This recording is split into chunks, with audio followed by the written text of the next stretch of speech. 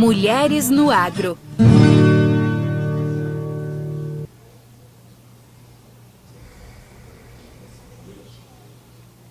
Estamos de volta.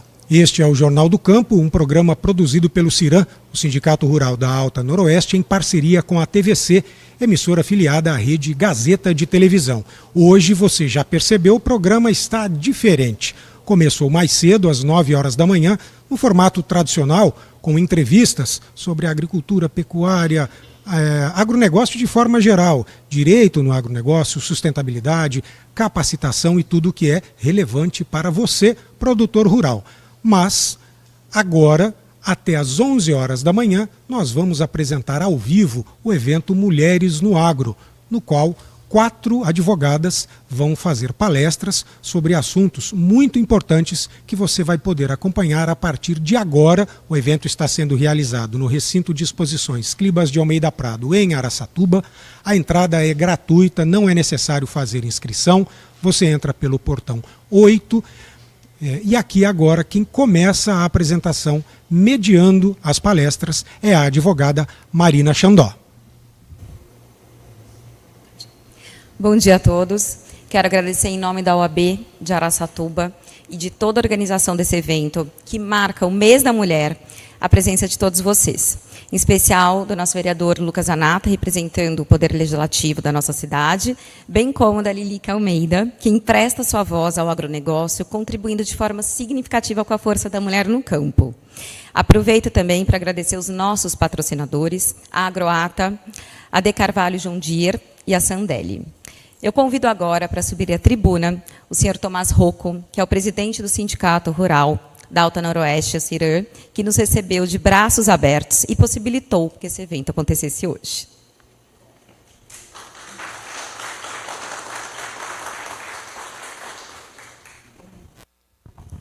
Bom dia a todas, amigas e amigos aqui presentes, também aí aos que estão ao vivo.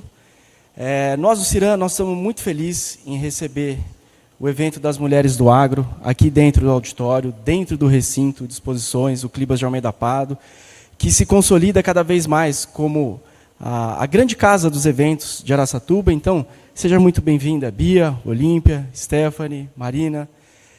Aproveitar para quebrar um protocolo e já soltar um convite muito especial para vocês todas aí que estão. Que esse evento não acabe só aqui, após o término dele.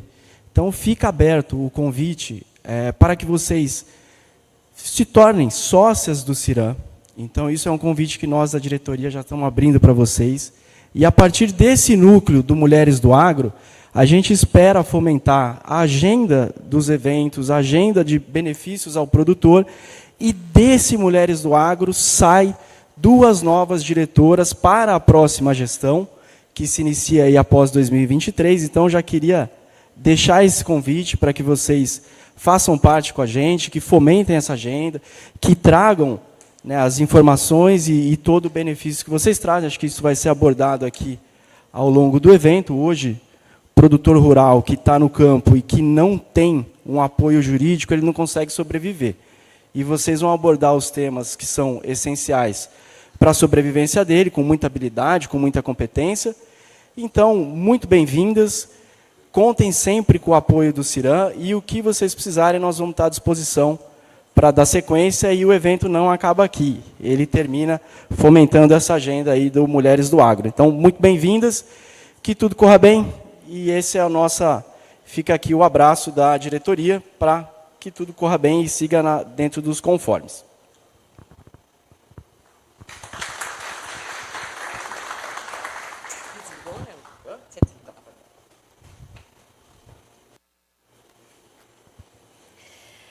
Eu recebi esse convite para fazer a mediação dos painéis das doutoras Maria Beatriz Brito, Olímpia de Paula, Vivian Martins, Stephanie Parrilha, com muito orgulho e alegria. Orgulho por saber que temos em nossa cidade um corpo jurídico competente, com formação nas melhores e mais respeitadas instituições de ensino do nosso país. E alegria por ter a certeza da garra feminina, da capacidade que temos em nos desdobrar em vários papéis, sem deixar de lado nossa base maior, que é a família. Os desafios legais dentro da pecuária e da agricultura são grandes.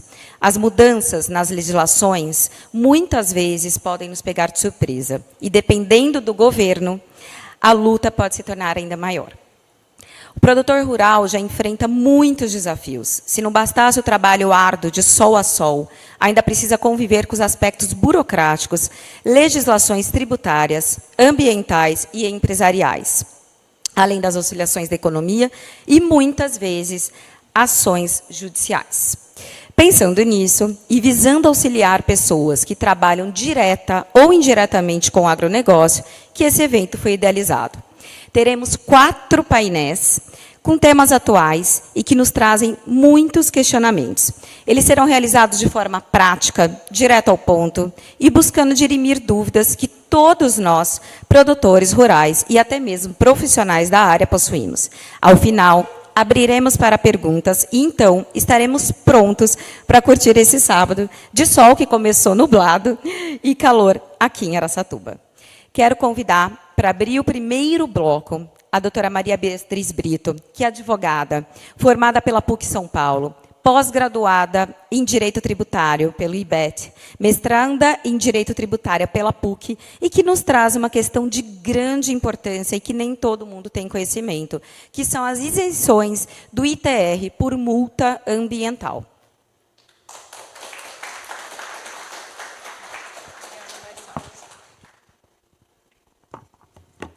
Bom dia a todos. Muito obrigada por nos prestigiar nessa manhã, nesse primeira edição do Mulheres no Agro. O nosso agradecimento especial ao CIRAM, que de fato abriu as casas para nos receber, a todas nós, advogadas, produtoras rurais, e que temos interesse que cada vez mais o agronegócio se desenvolva e seja a nossa região de Araçatuba seja a bandeira nacional do agronegócio. Obrigado, CIRAM. Um agradecimento especial também aos nossos patrocinadores, que fazem do agronegócio não só sua fonte de renda, mas também sua missão de vida, a Agroata, Sandeli e John Deere de Carvalho. Hoje, em especial, eu vou falar de um tema que todo produtor rural se depara mais cedo ou mais tarde, que é o ITR. A declaração deve ser entregue agora em setembro, mas alguns aspectos a gente precisa tomar atenção. O ITR é o Imposto Territorial Rural, incide todo aquele que é proprietário rural, tem a posse ou domínio útil de uma propriedade, deve pagá-lo. Tema para manga, para um outro painel sobre a responsabilidade solidária ou não, de quem de fato deve ou não pagar o ITR. Mas hoje destina-se a falar quais são as causas de isenções do ITR. Quando o produtor rural, muitas vezes, ele se depara com uma circunstância em que ele é autuado, ele recebe uma multa ambiental, vem a autoridade ambiental, olha para ele e fala, olha, produtor, essa área aqui que você está utilizando, na verdade, ela é uma área de reserva legal, é uma área de preservação permanente, você não pode fazer uso, gozo, tomar frutos dessa área, e está de forma indevida, o produtor amanhece com auto de infração ambiental e uma dor de cabeça. E a nossa missão aqui é virar e falar assim, talvez a sua dor de cabeça não seja tão grande, há um outro aspecto, há uma solução. Se tem a autoridade administrativa reconhecendo que essa sua área é de reserva ambiental, que ela não pode ser utilizada ou que você não pediu as devidas licenças, por outro lado, tem uma legislação tributária que fala essa área não deve sofrer incidência do ITR, essa área está isenta do imposto. Em maior ou menor grau, isso faz com que o produtor rural ele consiga aliviar o seu faturamento, né, anual, porque ele consegue diminuir, mas tem um outro aspecto. Se essa área, eu comprei essa propriedade, eu nunca fiz modificações nessa propriedade, essa área sempre foi uma área de reserva legal, sempre foi uma área de preservação permanente, mais do que o direito à isenção do ITR, eu possuo o direito à restituição do ITR indevidamente pago sobre essa área nos últimos 5 anos. Então, qual que é o objetivo? Que na hora que o produtor rural se depara com essa dor de cabeça das multas ambientais, da regularização que ele vai ter que fazer, que vai ter que procurar o engenheiro agrônomo, vai ter que procurar o advogado para poder fazer a correta defesa desse produtor, mas que ele também consiga vislumbrar que há uma outra solução, há um outro aspecto, que é virar e falar, olha, produtor, você está isento de pagar o ITR. Né?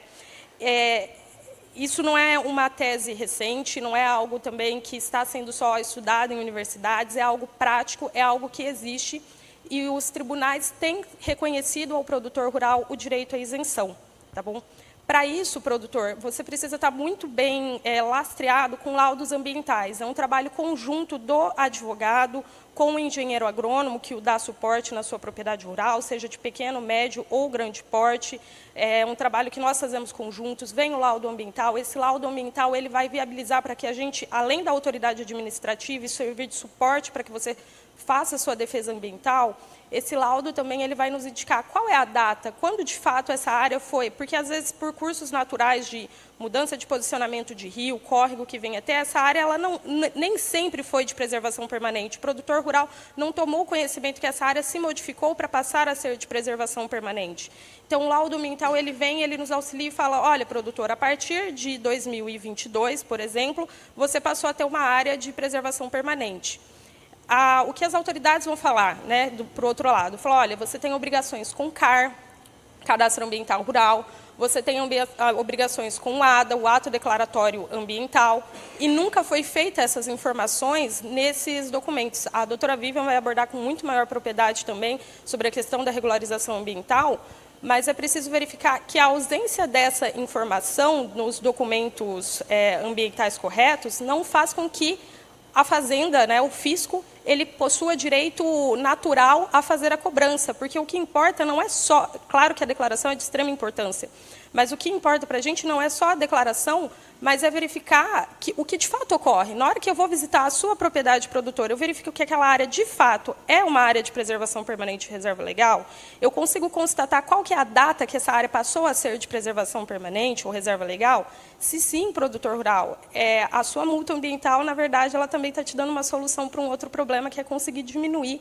o valor do imposto que você paga por essa propriedade que você tem, se for arrendatário, domínio útil, enfim, se você possui a posse dessa propriedade. Então, nosso objetivo aqui é dar uma luz para o produtor rural e falar assim, você recebeu uma multa ambiental, procure, de fato, o seu engenheiro agrônomo, o seu advogado de confiança, verifique se a área que eles estão autuando como uso indevido, de fato, é de reserva legal e preservação permanente. Em sendo, há uma outra solução no aspecto tributário, que é falar para você, a partir desse momento, você está isento de pagar o tributo. Infelizmente, nem tudo no nosso país ocorre de uma maneira tão automática e clara, conforme eu estou trazendo neste painel. E, para isso, vai ser necessário... Vou pegar aqui. Obrigada, Guga. Deu certo. Para isso, é necessário que você conte com advogados especialistas, conte com o engenheiro agrônomo da sua confiança, procure o engenheiro, sente, traga para conversar, leve na propriedade, mostre o que de fato foi feito. Às vezes a gente fica meio com receio, fala, olha, eu fiz um acero aqui que não deveria ter feito, eu precisei utilizar, eu precisava de água para o meu rebanho, então eu precisei criar aqui, porque senão o rebanho ia morrer de água. Até vir a autorização ambiental, o que eu ia fazer com esse rebanho sem água no meu pasto? Então eu acabei criando e estou procurando as soluções depois. Mas não deixe de procurar as soluções, porque, na verdade, o que a gente quer mostrar aqui a todo momento produtor rural, a gente está aqui para te ajudar. Tá? Não estamos aqui para criar problema, nós somos o pessoal que vai te ajudar. Então, chegou lá, o gado está sem água, olhou para o pasto e falei, olha, eu precisei fazer esse piquete, está sem água, do nada você se transforma, abre uma fonte, uma nascente ali, do nada uma área que era plenamente agricultável passa a ser uma área de reserva legal ou preservação permanente. E vem a autoridade ambiental, ela localiza ali e constata. Então, traga o seu engenheiro ambiental junto, verifique a viabilidade de fazer de uma forma consultiva, não sendo possível, e a gente atuando de uma forma repressiva, tenha ciência de que a lei é clara, há decisões em tribunais favoráveis, falando que não há, que a necessidade do ADA, do Ato Declaratório Ambiental, bem como do CAR, elas são imprescindíveis, mas que há possibilidade jurídica de visualizando com laudos ambientais de isenção do ITR dos últimos 5 anos. Então, hoje a minha explanação é para falar para o produtor rural que a multa ambiental é uma dor de cabeça. Muitos aqui, quase todos, já devem ter se deparado direto ou indiretamente com essa dor de cabeça, mas o nosso objetivo é falar, talvez a gente tenha o Dorflex, a Neosaldina, para essa dor de cabeça e consiga aí a isenção do ITR dos últimos 5 anos. E é válido constatar que, entrando com as medidas judiciais e administrativas cabíveis, essa isenção pode até se estender, porque passa a contar da data em que a autoridade ambiental constatou aquela área como de reserva legal ou preservação permanente. Agora eu passo a palavra para a Marina, bem como para as minhas outras colegas que vão abordar outros temas igualmente interessantes.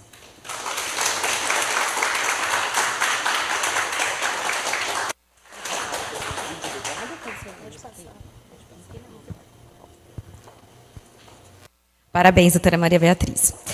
Agora eu convido para nos falar sobre um assunto polêmico, que tem capacidade de desperdiçar anos e anos de trabalho, se não for bem programado e organizado, que é o endividamento rural.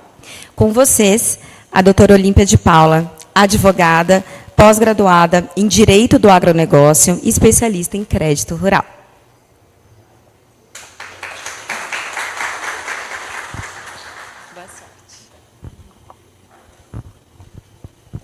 Bom dia a todos, obrigado pela presença.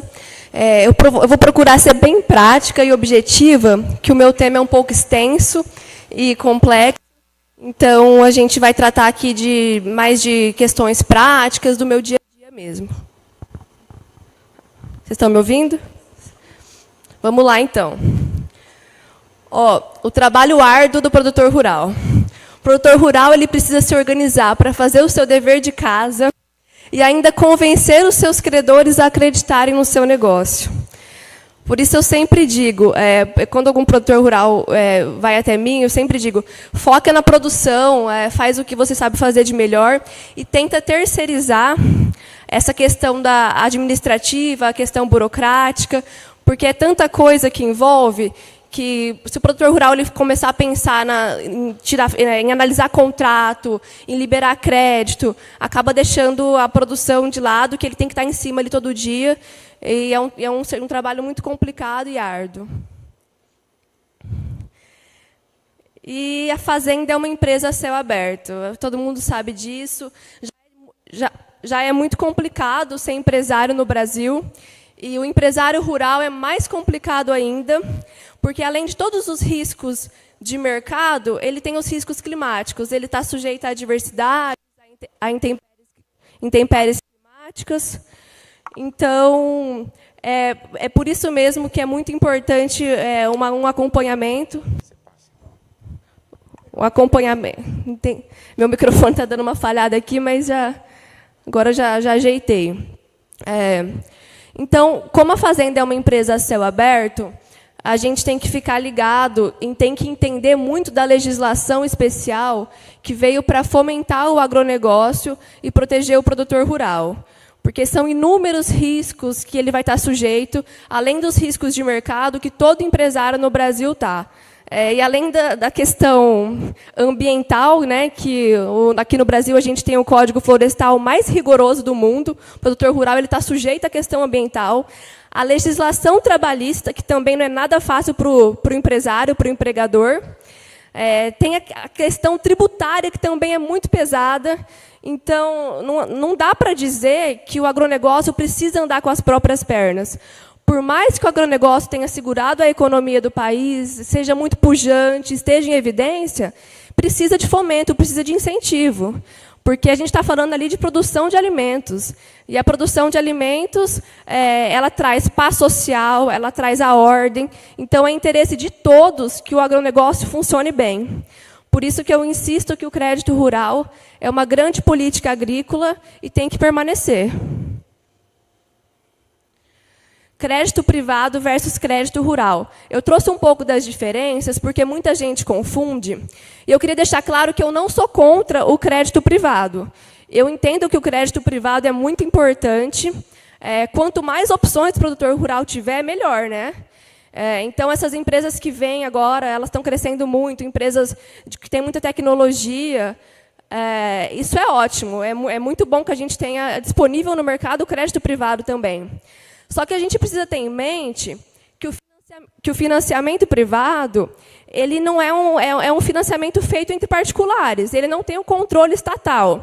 Então, a nossa margem de negociação ali é menor. A gente não tem uma legislação especial protegendo o produtor rural nesse caso. É uma relação protegida pelo Código Civil, que é a regra geral. A gente está falando de dois particulares, de uma empresa e um particular. Por isso mesmo que os juros são mais altos, ele não pode contar com alguns benefícios, como o benefício da prorrogação, e por isso que, quando vai tomar crédito privado, precisa ficar de olho, ficar muito atento na hora da negociação, porque depois, se houver algum problema climático ou qualquer outro problema, vai ficar muito mais difícil de negociar. E, muitas vezes, o advogado não vai ter muita saída ali. O financiamento privado, então, ele é fornecido por empresas do agro, ele tem pouco regramento, ele vem de recursos próprios, a destinação é livre, deve prevalecer a autonomia da vontade ampla, prevalece ali a vontade das partes, né? Vai prevalecer o que elas combinaram, o que elas concordaram, e deve seguir a legislação geral, que é a legislação civil. Já o crédito rural, por outro lado, ele é controlado pelo Sistema Financeiro e Sistema Nacional de Crédito Rural. Ele tem um controle estatal rígido, recursos específicos controlados, linhas específicas, tem o Pronaf, tem o Pronamp, direto o governo solta as linhas emergenciais de crédito, que vai ajudar o produtor rural, tem taxas de juros muito interessantes. Deve prevalecer a autonomia da vontade restrita, porque tem um controle estatal, é um crédito que é subsidiado pelo governo, e ele vai seguir uma legislação que tem muita gente que não sabe nem que existe ainda, que é o Manual do Crédito Rural, que traz ali inúmeros benefícios para o produtor rural, dentre eles o alongamento da dívida e a prorrogação, que eu vou falar no próximo slide. Pode passar, por favor. Então, rapidamente, o que é crédito rural? Ele é o principal instrumento de política agrícola no Brasil, como eu mencionei. Ele se caracteriza como o maior desafio para o desenvolvimento e fortalecimento do agronegócio brasileiro. E ele ocorre através da concessão de financiamentos, custeios, investimentos, comercialização e industrialização. Concessão do crédito rural. Quando o produtor rural ele vai até o banco, vai assinar uma cédula de crédito rural, vai contratar um financiamento, ele tem que ficar muito atento. Apesar da gente achar que o crédito rural é um contrato de adesão, é amarrado, não tem muito o que fazer ali, é sempre bom ler certinho, conversar com o gerente, porque ainda existem algumas questões que dá para você negociar assim. E sempre observar se o crédito está vindo de acordo com o seu ciclo de produção, né? Geralmente, você vai pagar na data da sua safra, uma vez por ano. Existem linhas aí que você prolonga em até 10 anos. Observar as épocas de reembolso, se estão ajustadas às especificidades da operação rural, como a sua capacidade de pagamento e a comercialização dos bens produzidos. A importância do crédito rural no agronegócio brasileiro. Como eu já comentei, eu considero o crédito rural muito importante. Tem muita gente que defende que o crédito rural tem que acabar, que o agronegócio tem condição de andar com as próprias pernas, que a gente tem muita empresa fornecendo crédito privado, mas eu insisto dizendo que o crédito rural, principalmente para pequenos e médios produtores, ele é muito importante. Ele veio para possibilitar o fortalecimento econômico, então, dos produtores rurais, notadamente pequenos e médios, e ele é responsável pelo adequado abastecimento alimentar, que é a condição básica para garantir a tranquilidade social, a ordem pública e o processo de desenvolvimento econômico e social. Principais cuidados ao contratar. Isso aqui eu divulgo muito, eu quero que essa informação chegue a todos, porque isso não é raro acontecer, na verdade, é muito comum, e a gente tem que ficar de olho. No prazo e cronograma de pagamento, como eu disse, ver se está de acordo com a sua safra, com a data da sua safra, com a sua capacidade econômico-financeira. Garantias. Pelo amor de Deus, não dê todas as matrículas que você tem em garantia. Se você tem 3 matrículas, 3 propriedades rurais, não dê todas elas em garantia para o mesmo banco. E nem para outros, só se não tiver jeito mesmo.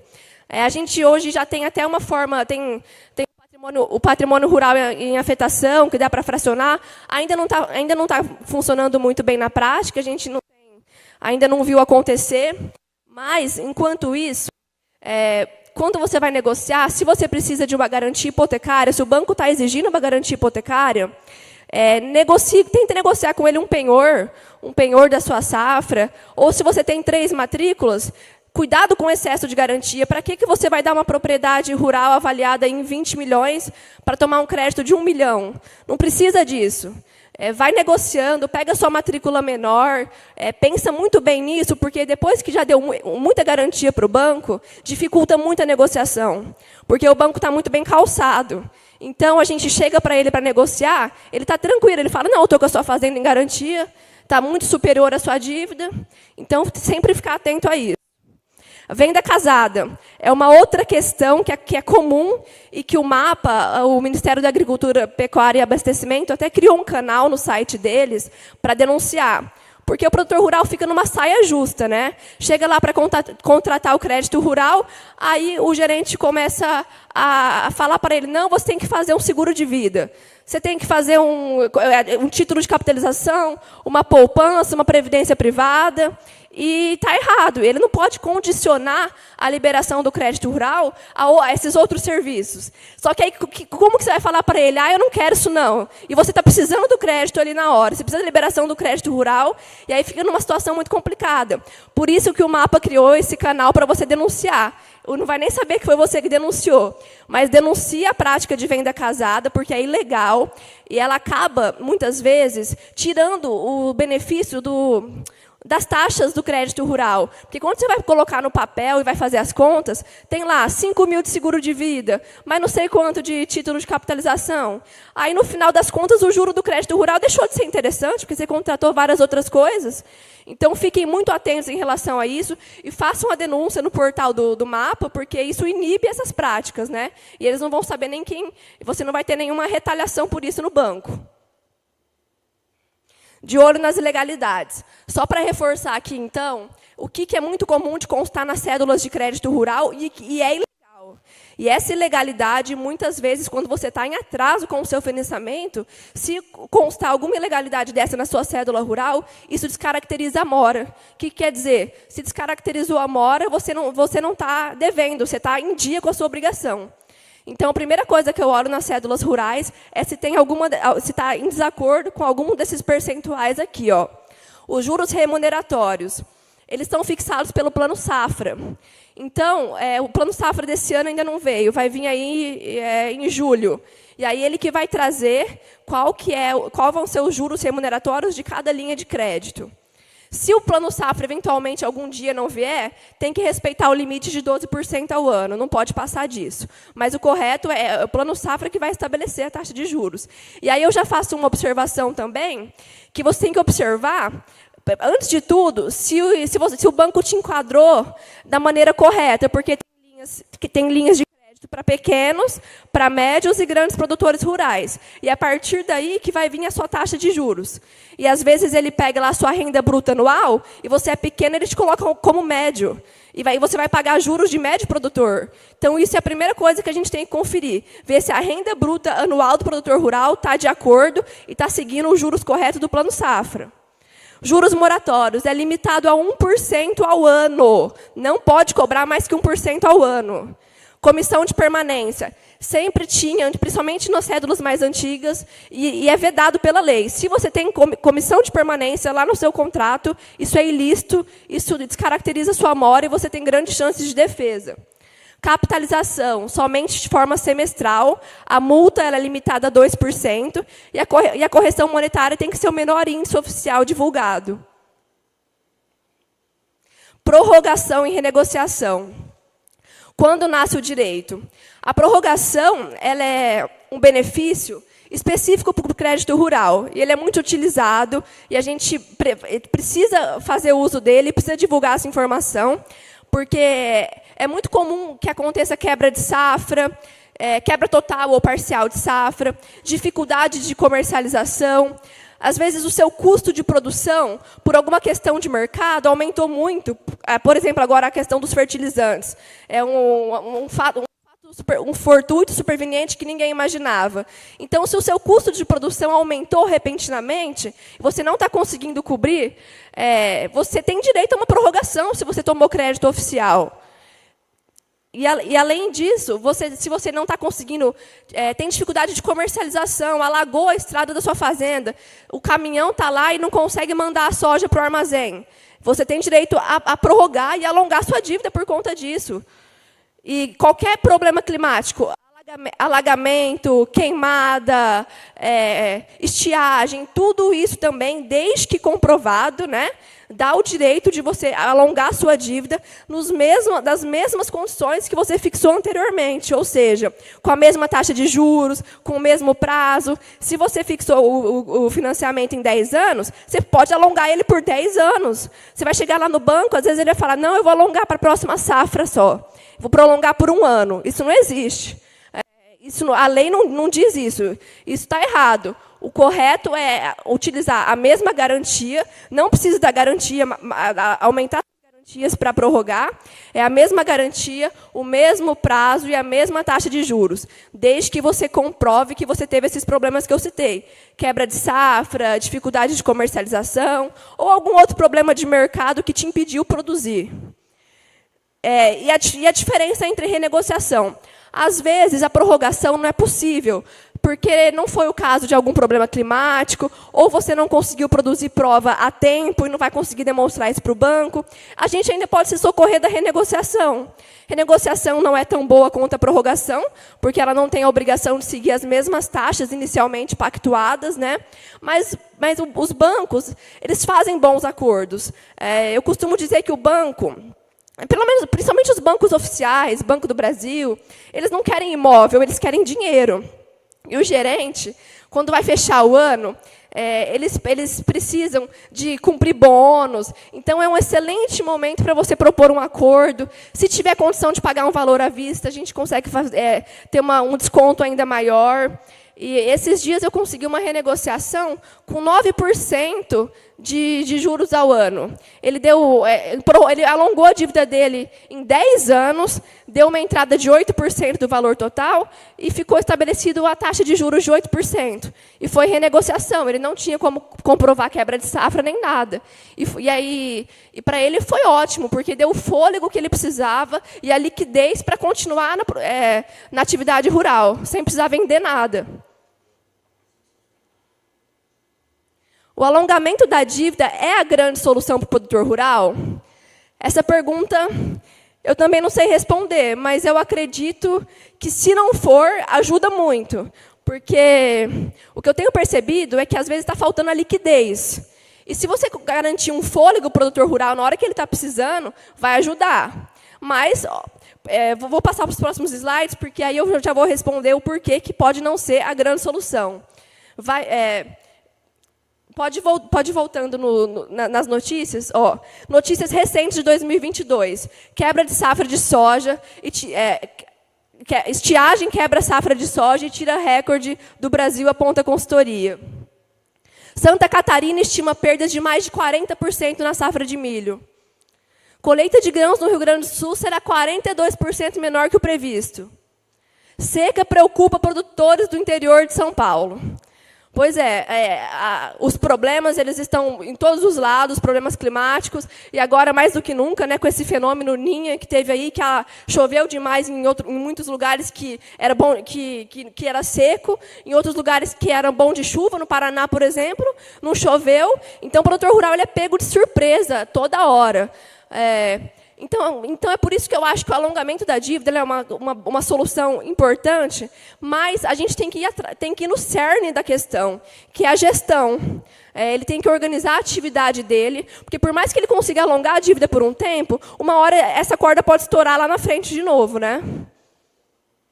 Então, eu trouxe alguns pontos importantes aqui que eu considero para evitar o endividamento, que é observar sempre frequências de eventos que causam frustração de safra na região da sua propriedade, o seu caixa como está, o seu custo de produção, o profissionalismo da operação a nível de gestão. O agronegócio, a gente sabe que já não é mais para amadores, o agronegócio é é o grande negócio do nosso país, é o que segura o nosso PIB, a gente só ouve falar em agronegócio na televisão.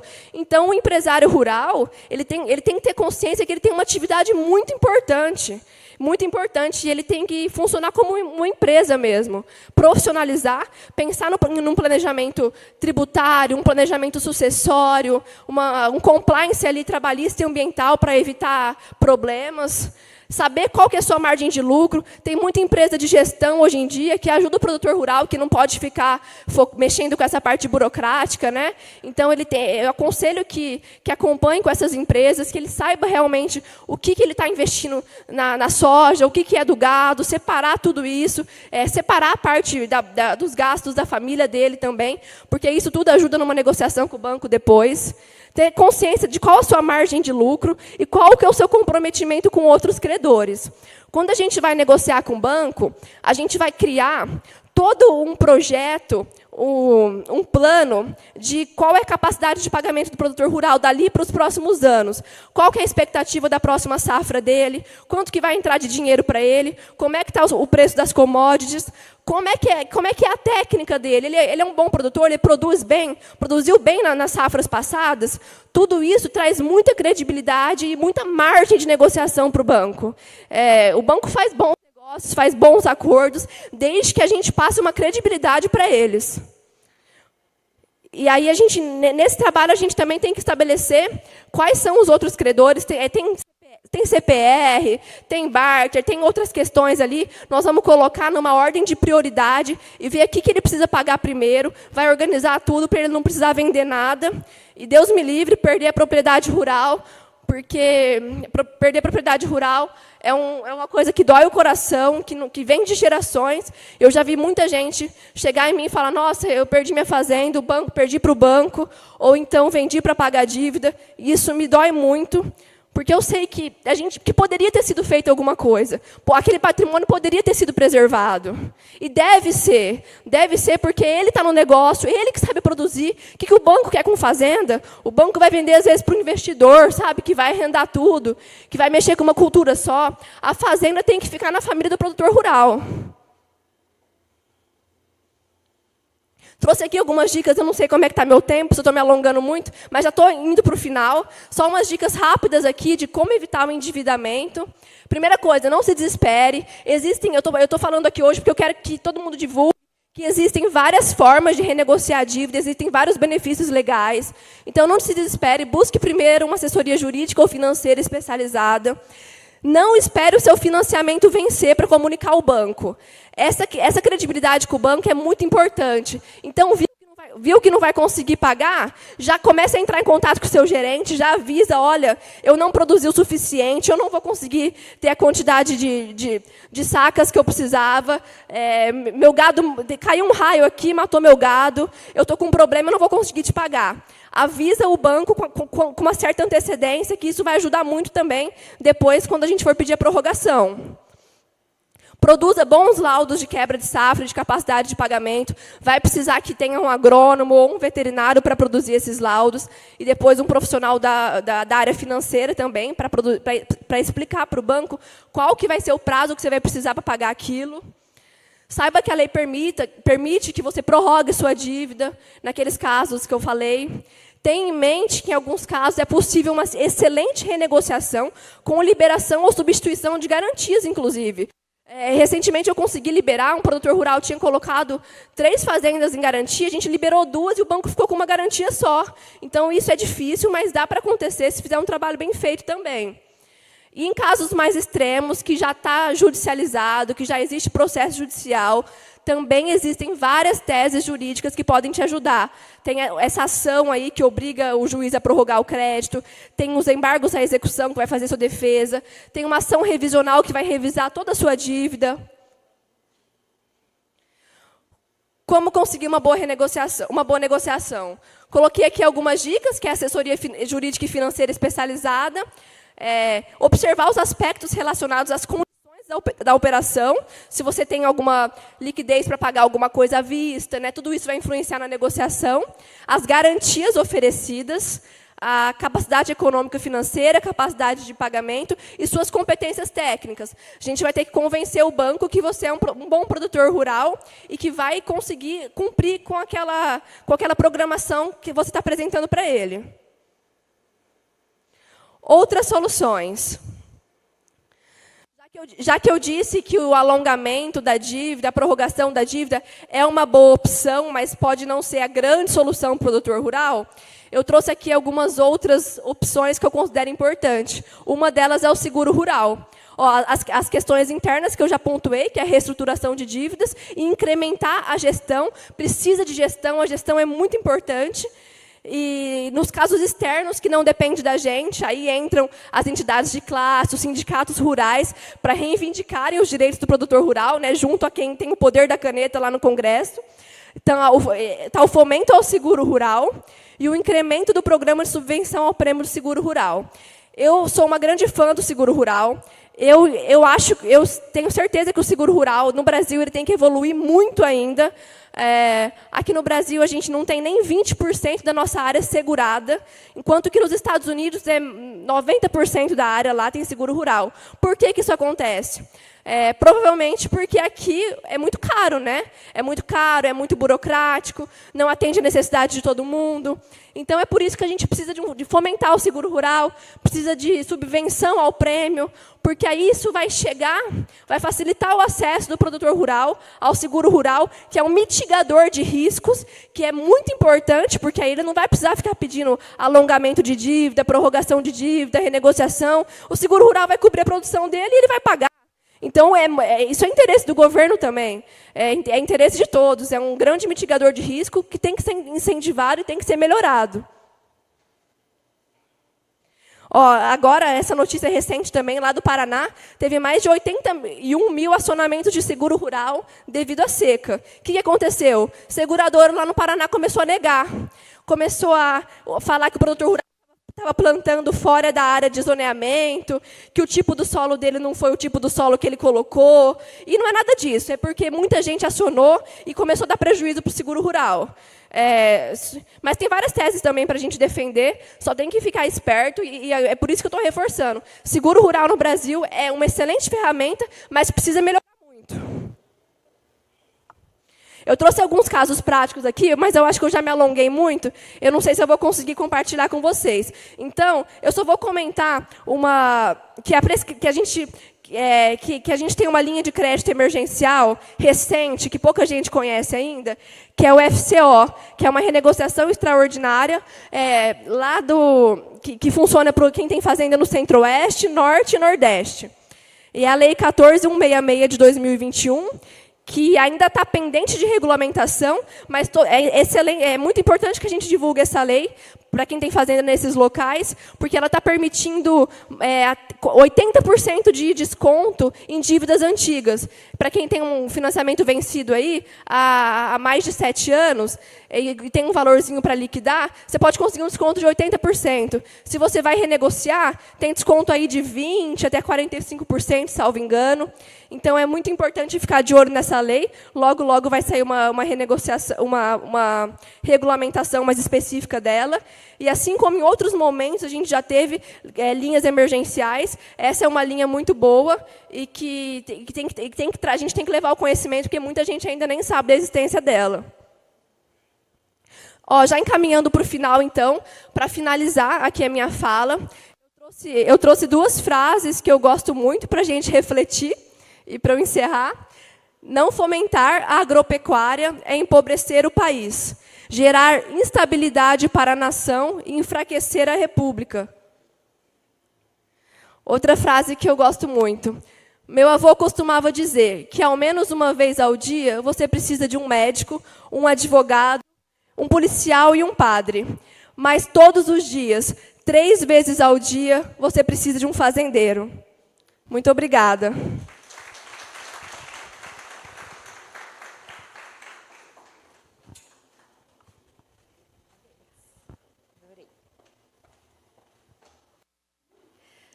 Eu passo agora a palavra para a doutora Vivian Martins, advogada com pós-graduação em Direito e Gestão do Agronegócio, especialista em Direito Ambiental, que nos trará um tema de suma importância e que realmente vem preocupando muitos dos produtores rurais, que é a regularização ambiental.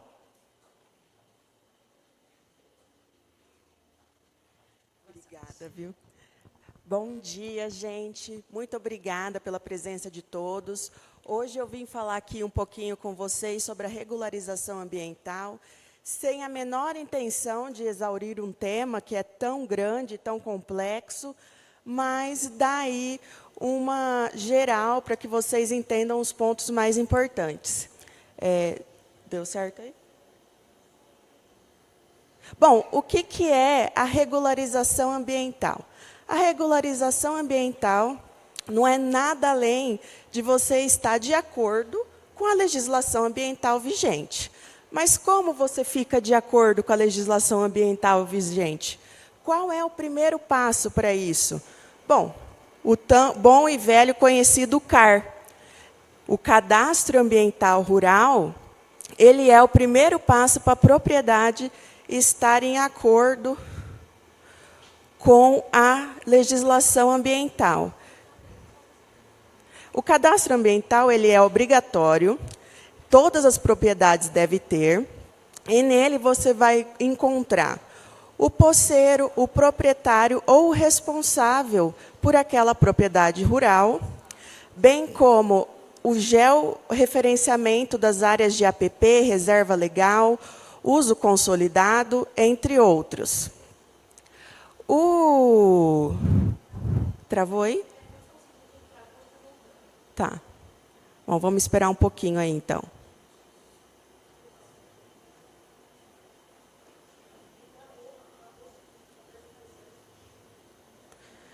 O próximo slide eu tinha trazido para vocês verem a base do SICAR.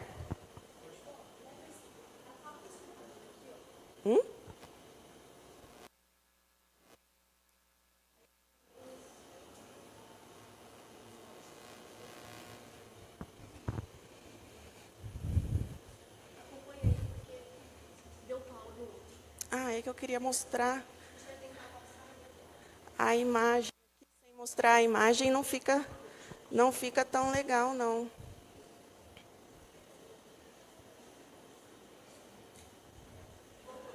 Voltou? Ah, tá.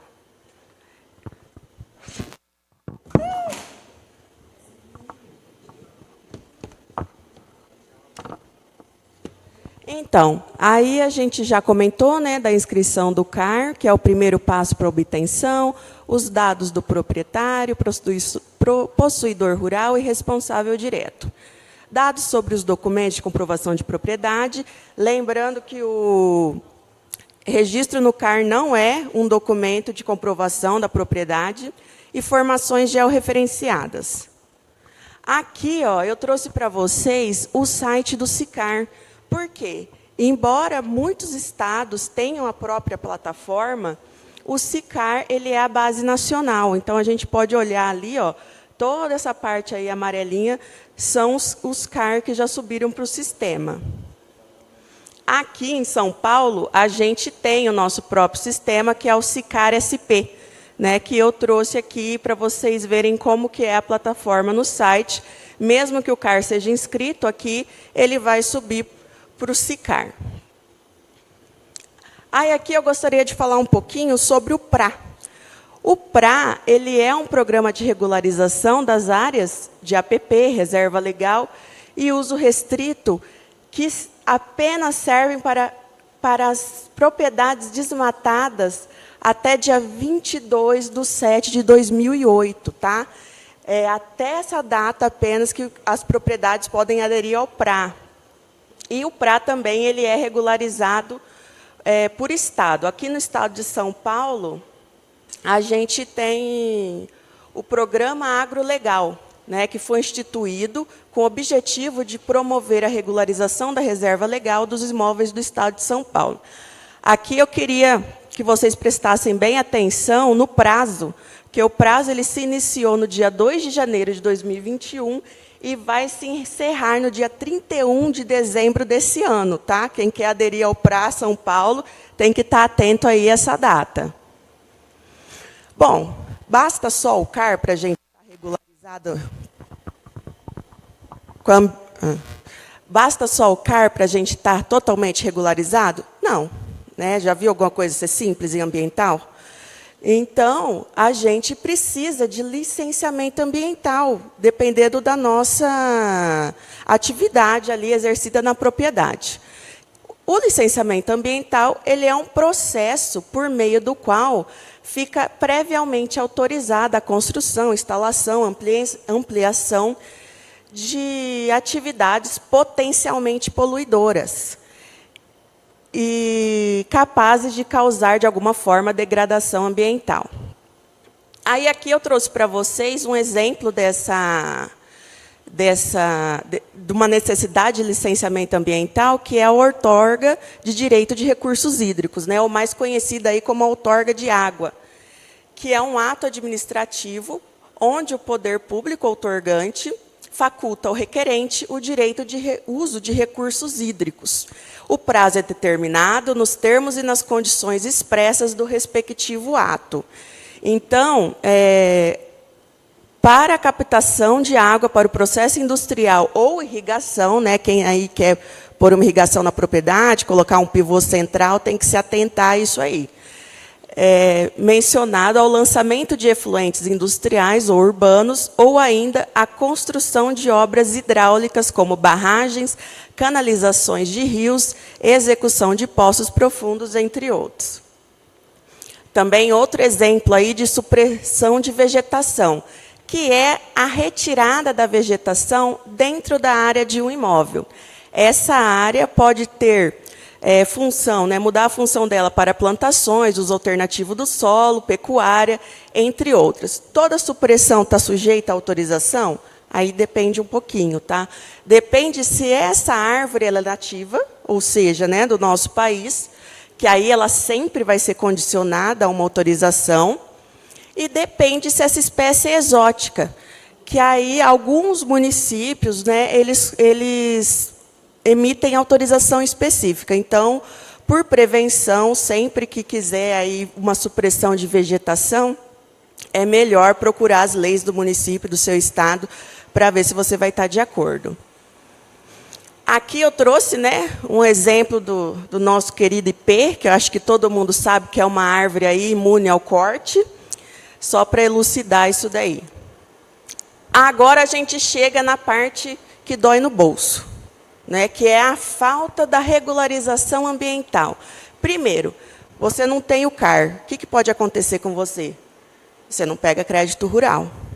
Você não consegue reconhecer as áreas consolidadas em APP em reserva legal. Então, você não consegue aderir ao PRA. Vamos supor que você precisa aí de uma licença para fazer a sua irrigação e você não tem. Então, você está sujeito a um auto de infração ambiental.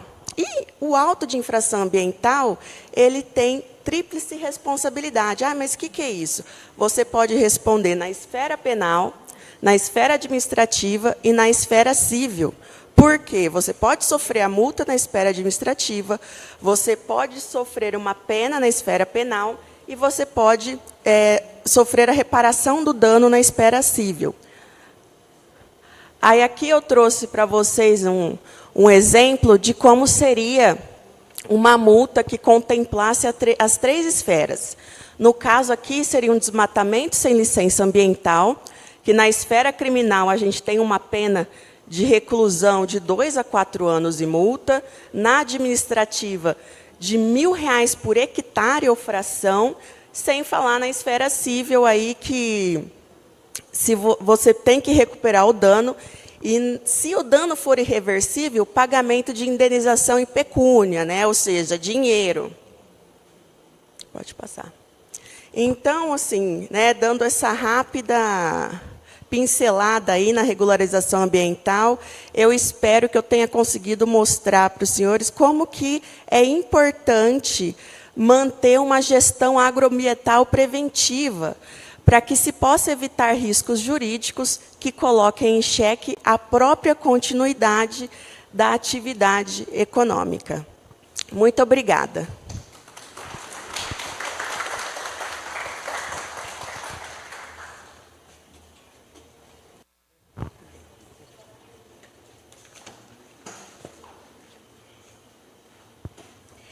E, para finalizar, quero convidar a doutora Stephanie Parrilha, que é advogada, pós-graduada em Direito em Negócios Imobiliários, membro da Comissão de Direito do Agronegócio, irá nos trazer um tema importantíssimo e que, se mal elaborado, pode gerar um grande prejuízo, que são os contratos agrários.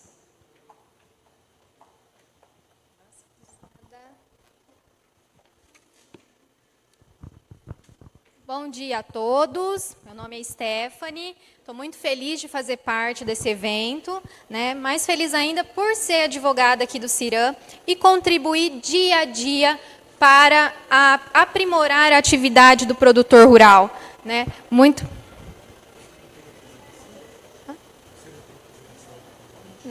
Não.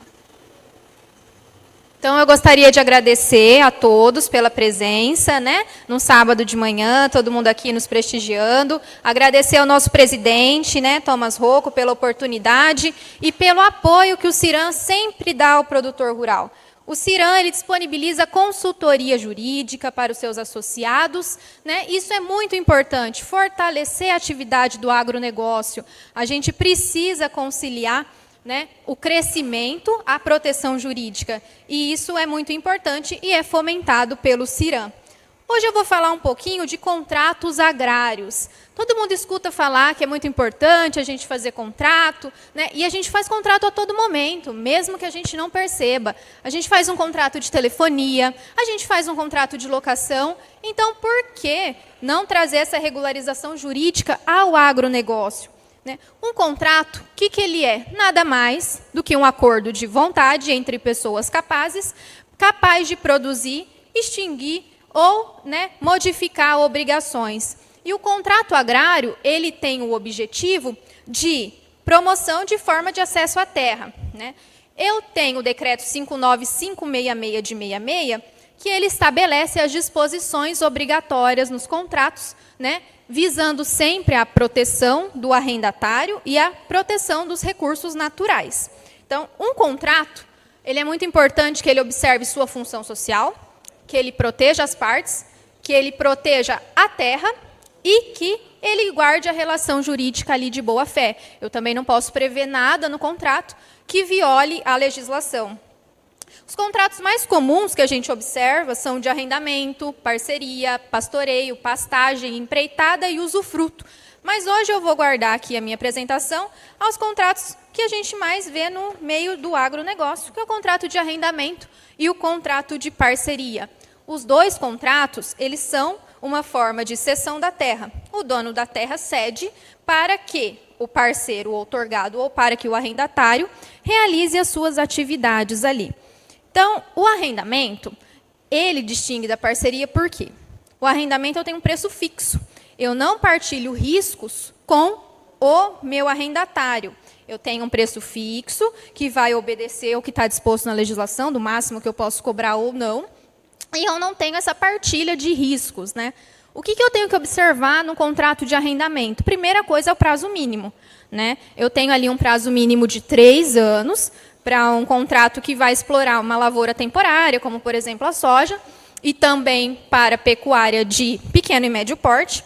E eu tenho também o prazo de 5 anos para a lavoura permanente, como, por exemplo, o café, e para a pecuária de grande porte, cria, recria, engorda de gado. O prazo de 7 anos ele fica restrito ali para a exploração florestal, certo? Então, o que é mais importante a gente observar no contrato de arrendamento, que é o que mais aparece no escritório, é o problema com a prorrogação automática desse contrato de arrendamento. Por quê? A legislação prevê que, se eu não fizer uma notificação para o meu arrendatário, nos 6 meses que faltam para encerrar esse contrato de arrendamento, ele se prorroga de uma maneira automática. Então, nesses 6 meses que antecedem ao término do contrato, eu preciso notificar o meu arrendatário das propostas que eu tenho para a terra, do meu interesse de permanecer com ele ali na terra, para que eu não corra o risco de que esse contrato se renove de uma maneira automática e que eu não consiga mais ter o acesso à minha propriedade, ou eu não consiga reajustar valores, né? Então, é muito importante observar esse prazo. Se eu não proceder à notificação pelo cartório de títulos e documentos do local do imóvel, esse contrato ele só não vai se prorrogar se o meu arrendatário manifestar o interesse de desocupar a terra nos 5 meses que faltam para o término do contrato. Então, essa é uma questão que todo mundo precisa ficar atento para evitar aí uma renovação automática, para evitar problemas com o arrendatário. Outra coisa que aparece muito também é sobre o dever ou não de indenizar pelas benfeitorias realizadas. O que são benfeitorias? Um barracão que eu construo, um bebedouro de gado, né? Tudo isso é uma benfeitoria que às vezes eu preciso fazer na terra do arrendador para poder dar continuidade à minha atividade rural. Eu tenho o direito de ser indenizado por essas benfeitorias? Se as benfeitorias forem úteis ou necessárias, né, que são aquelas que vão facilitar o uso do bem, e são aquelas também necessárias para eu conservar o bem, eu tenho o direito de ser indenizada, independentemente aí de um ajuste com o dono da propriedade ou não. Se eu fizer uma benfeitoria voluptuária, que é aquela que é voltada para o embelezamento do bem, eu só vou ter o direito de ser indenizada se esse arrendador me der uma autorização por escrito. Então, aí que mora o perigo. Por quê? Eu começo a mexer na propriedade e acho que no final esse contrato vai ser prorrogado, ou eu acho que no final eu vou ser indenizada. Não, calma, a gente tem que avaliar o tipo de benfeitoria que está sendo feita no imóvel para evitar um prejuízo financeiro para o arrendatário. Porque, lembrando, o contrato agrário ele visa a proteção do arrendatário, tá? Que ele é a parte aí mais vulnerável da relação jurídica.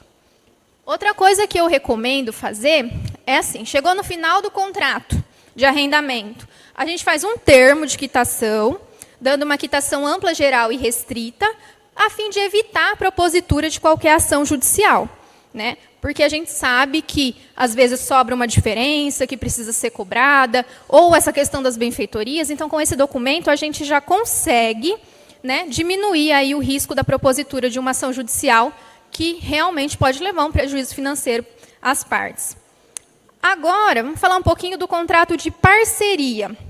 O contrato de parceria, ele se difere com o contrato de arrendamento justamente na partilha dos riscos, né? Então, eu ali, como parceiro outorgante, vou compartilhar os riscos com o meu parceiro outorgado, seja um risco climático, seja um risco de mercado, seja um risco na quantidade de produtos que vai ser obtida ali com aquela produção.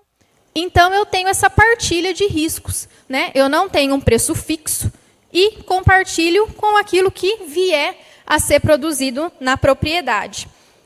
É importante dizer que a parceria tem uma vantagem tributária muito grande sobre o arrendamento. E, por isso, muita gente faz um contrato falso de arrendamento e dá o nome de parceria, visando aí obter essa vantagem tributária.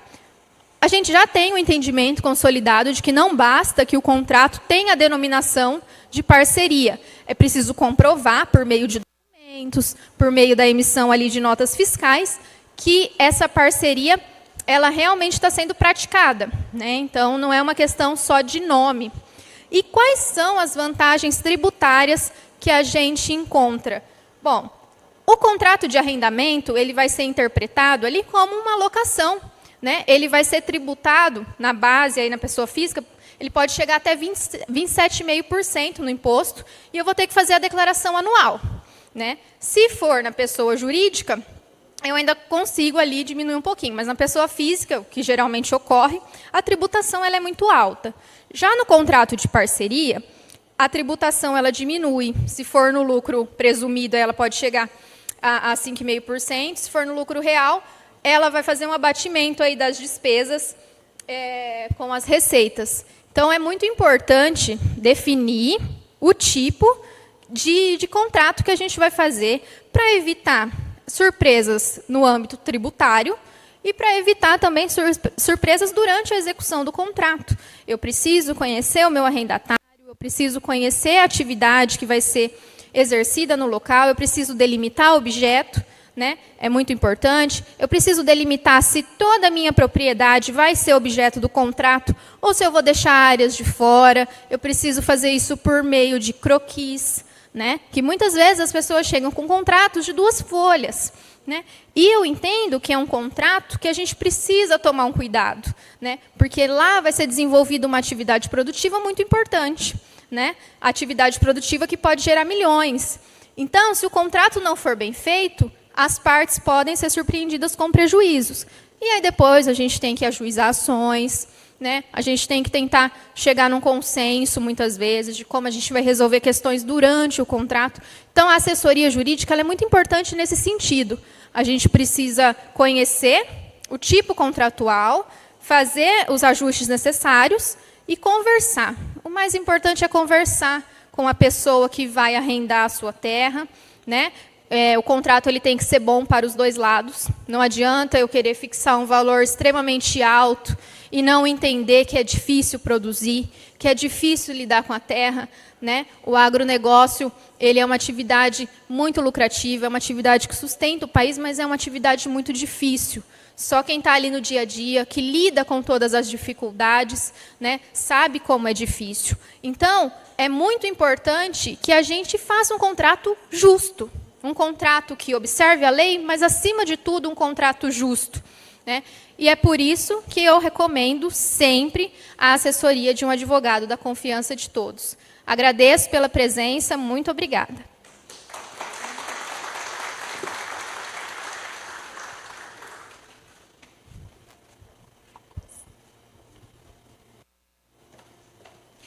Antes de encerrar, eu queria passar um recadinho para vocês, que o deputado federal Eduardo Bolsonaro enviou especialmente para o nosso evento.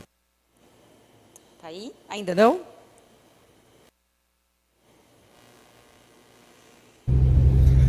Olá, minha amiga aí, Marina Xandó.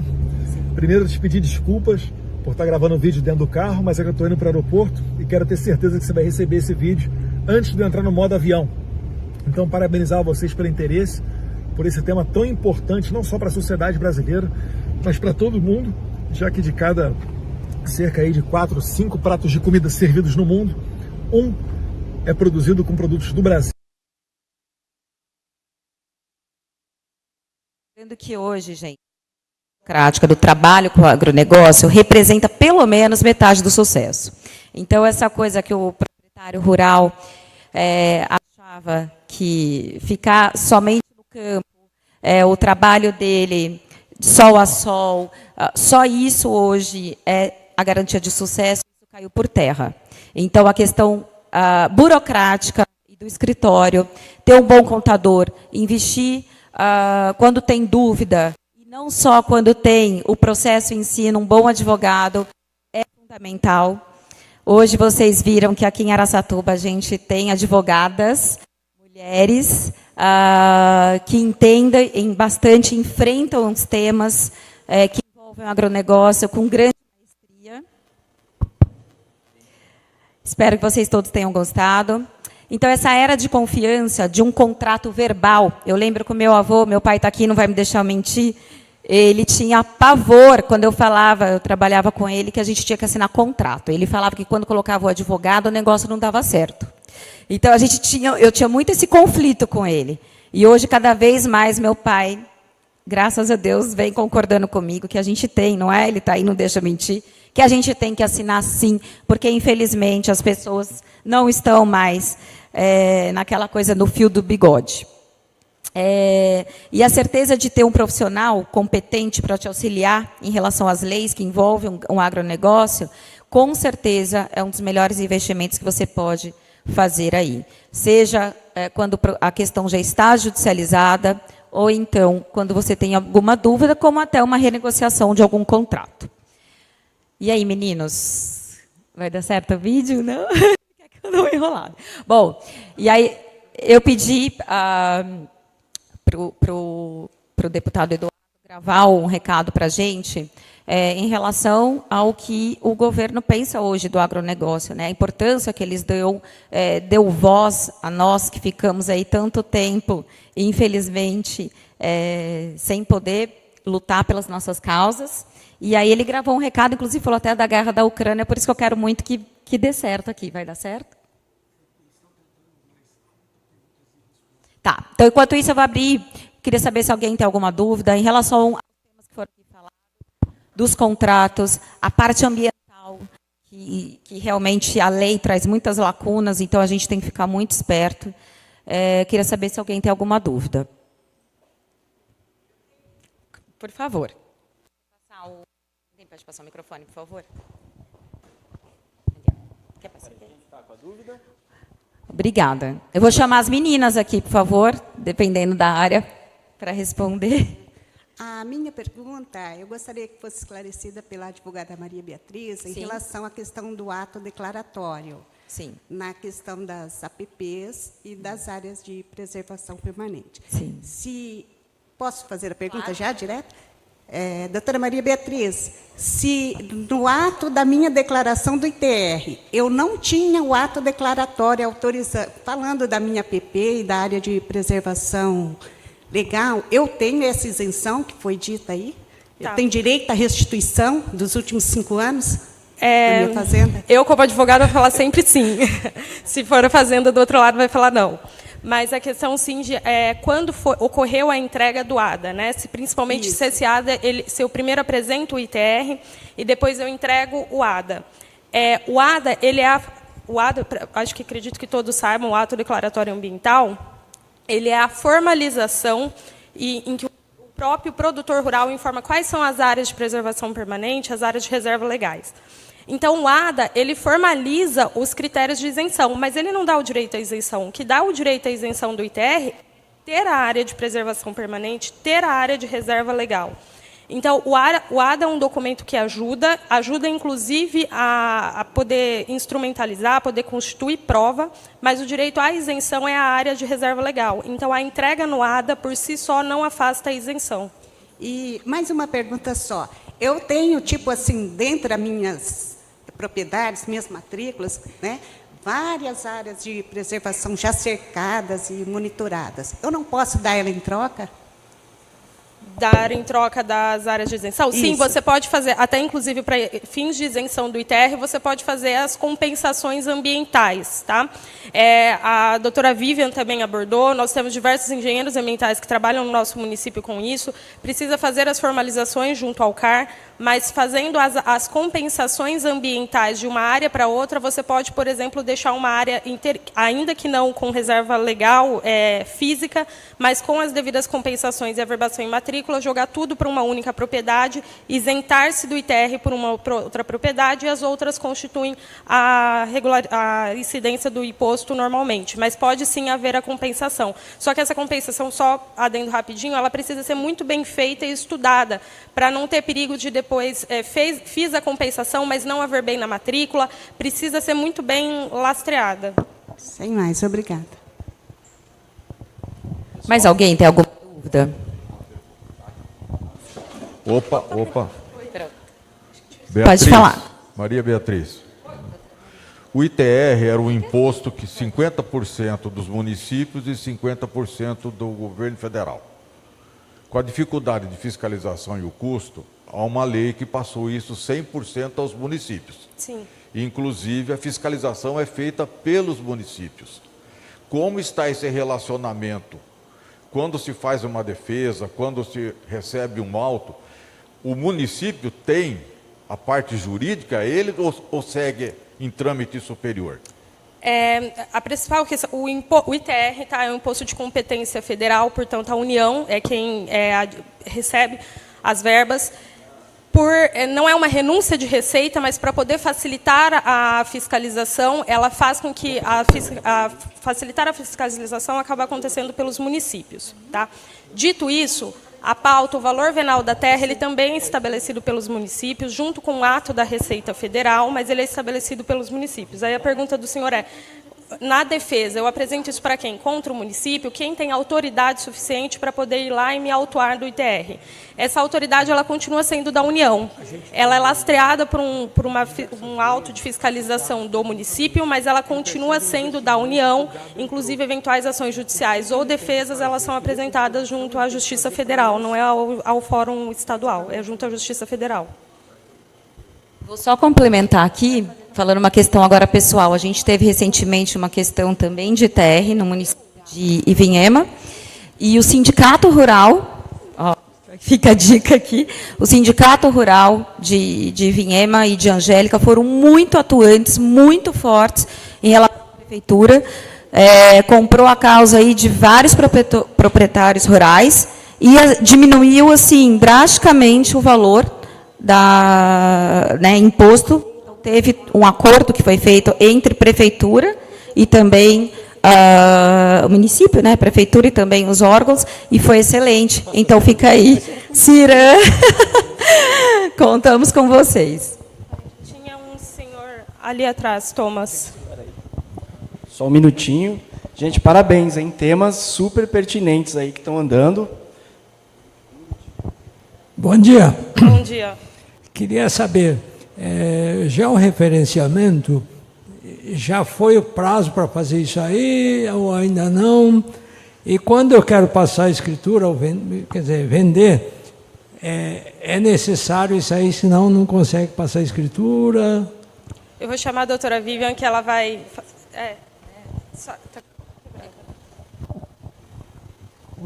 Vou pedir para a doutora Vivian esclarecer a dúvida, já que ela é especialista. Obrigada. Como que é o nome do senhor? Acoto? Macoto, tá bom.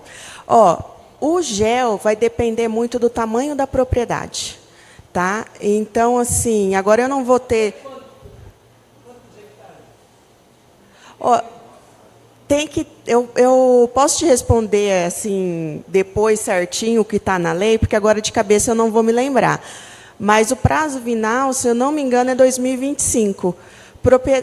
Começa em propriedades maiores, tá? Aí ele está vindo para propriedades menores. E em relação à venda, toda vez que ocorre uma mudança na matrícula, precisa do gel, tá? Então é necessário sim para vender. Mas eu vou olhar certinho o prazo e já te passo. Quero aproveitar que a Vivian está aqui para ela responder também uma pergunta. Pode deixar com ela, por favor. Nós, no Cirã, sempre recebemos demanda de associados em relação a gado na APP. Então, o gado invade, a pessoa não percebe, e aí ela fica sem saber. Vou ser multado? Não vou. Existe uma regra geral para a gente passar para o associado quando isso ocorre? Olha, a regra geral é a prevenção, né? Se você tem um gado que você sabe que ela vai acessar essa APP para beber água, o melhor é se prevenir. Se prevenir como?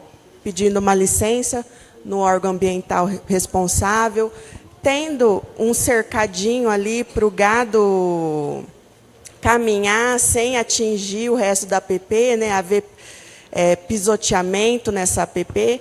Então, a minha dica aqui, para quem tem esse interesse, é prevenir.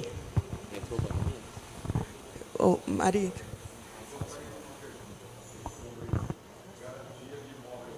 Então seria com a...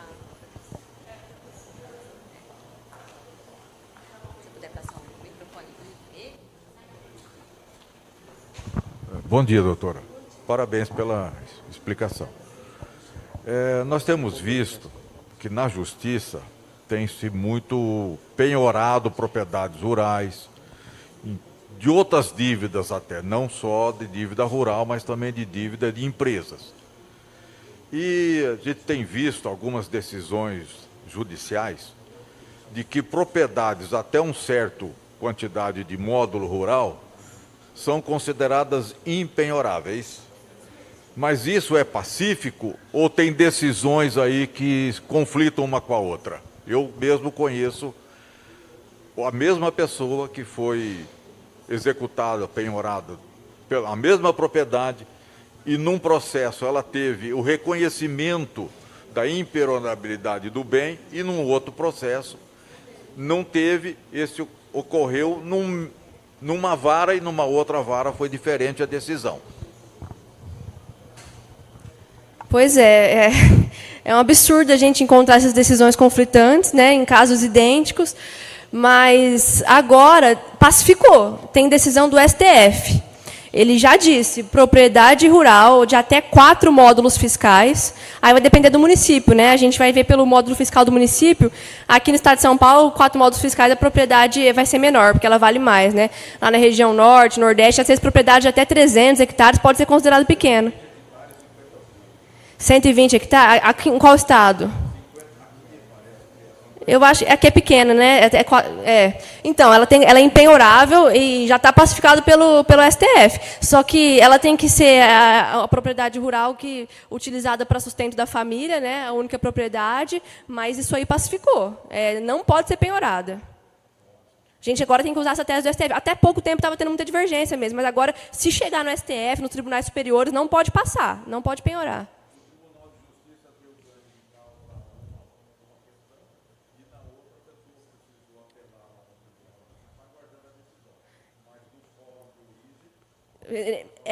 Imagina, juiz de primeira instância, sendo que já tem, às vezes não tem nem conhecimento dessa decisão do STF. Daí o advogado tem que desenhar para ele. A gente vai ter que insistir, despachar, mas tem que ser impenhorável, tá? É pacífico já. Certo?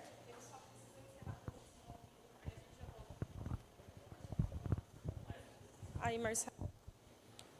Direto com Marcelo Teixeira. Nós estamos encerrando por hoje o Jornal do Campo com este evento Mulheres no Agro. O evento vai continuar com perguntas e respostas do público nas redes sociais, mas nós da TVC ficamos por aqui. Você já sabe, no sábado que vem tem mais. Se você quiser assistir todas as entrevistas de hoje e também o evento Mulheres no Agro, basta entrar durante a semana nos canais do YouTube, na verdade, tanto da TVC quanto do Ciran. Até sábado que vem. Muito bom, Marcelo. Também só agradecer aqui, que chegou agora, a presença do nosso amigo Lucas Barata. Bom dia, bem. Mulheres no Agro.